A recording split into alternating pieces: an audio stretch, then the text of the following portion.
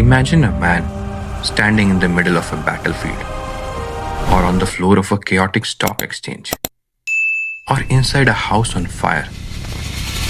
To the world, he looks anxious, just like everyone else. But inside, his nervous system is in the same state of bliss as a hermit in the Himalayan cave. How can a human being look at gold and stone and feel the same internal response? How can they look at a loyal friend and a bitter enemy and yet remain untouched? This is the mystery of the equal-minded. Today, we go beyond philosophy, and through the lens of a Kriya Yogi, we are decoding the biological and spiritual technology behind Bhagavad Gita Chapter 6, verses 8 through 10. This is not about being nice. This is about rewiring the human nervous system. Most of us are like weather vanes. We shift the moment the wind changes. If someone praises us, we are up.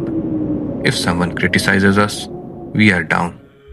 To understand this, we have to look at verse 8. The Gita describes the successful yogi as Kutastha, unchangeable. In Kriya Yoga, Kutastha isn't just a concept.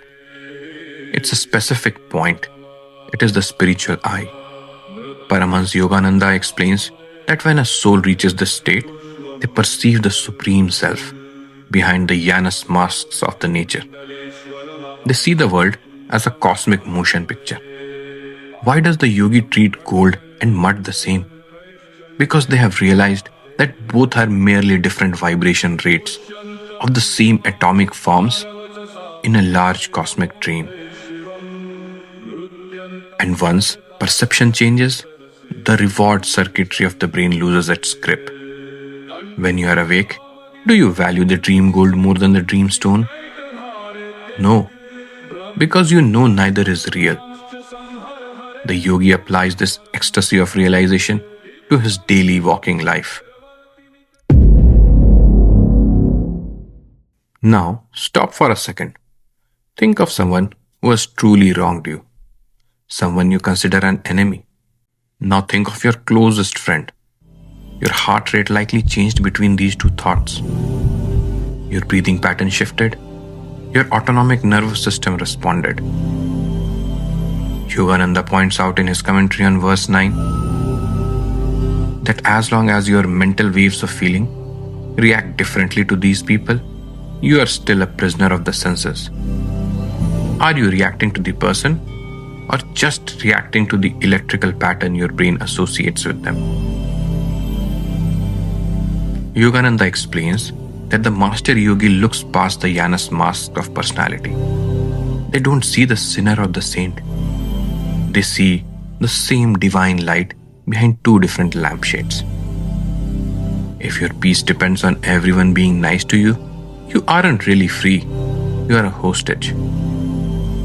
Real spiritual power is having an equal mind, regardless of who is standing in front of you. If God is in everything, why do we feel hateful towards some and loving towards others? The challenge is this. The next time you feel a surge of preference, whether it's for a gourmet meal or a piece of jewelry, ask yourself, am I looking at the light of God or am I distracted by the shape of the lamp? Now we reach the tactical instruction in verse 10. The Gita commands the yogi should constantly try to unite with the soul, retiring alone to a quiet place. But Yogananda clarifies a massive misconception here. Quiet place doesn't just mean a room with no noise. It refers to the disconnection from sensory nerves. Now think of your five senses as five telephone lines, constantly ringing with calls from the outside world. I am cold. That person was mean. I want that car. The ordinary person is a frantic operator, trying to answer every call.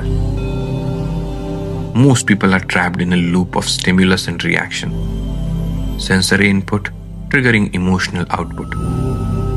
The Kriya Yogi breaks this loop. The Kriya Yogi, through the technique of switching off, effectively pulls the plugs from the switchboard.